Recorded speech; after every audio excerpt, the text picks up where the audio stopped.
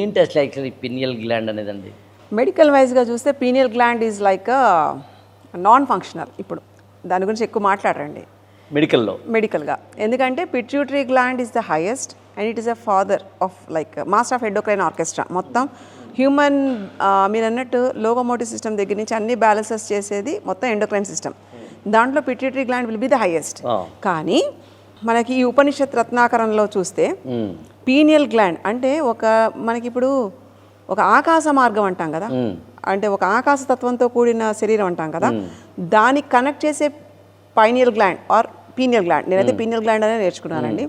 So దాన్ని డీకాల్సిఫై చేస్తే అది యాక్టివ్లోకి వస్తే జరిగే అద్భుతాలు అంతా ఇంత కాదు.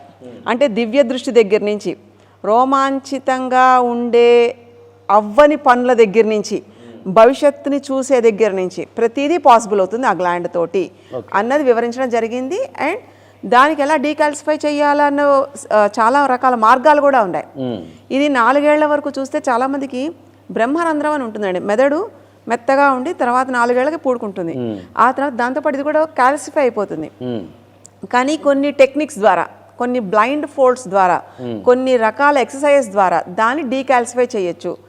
సో ఈ కాల్సిఫికేషన్ చేయడం అనేది యోగ ప్రక్రియ ఒకటి. ఆ తర్వాత మనం చూస్తే పిల్లల్లో ఇప్పుడు అడాల్సెన్స్ రాకుండా ఉన్న పిల్లలు 10 ఏళ్ళ నుంచి 12 ఏళ్ళు వీళ్ళు ఉండే వాళ్ళకి కూడా దాన్ని యాక్టివేట్ చేయొచ్చు. దీనివల్ల ఫోకస్ పెరుగుతుంది, మెమరీ పెరుగుతుంది.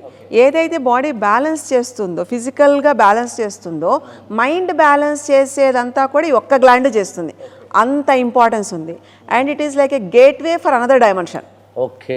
At the same time access information. Opening అన్నామా? Third eye opening, exactly. Okay.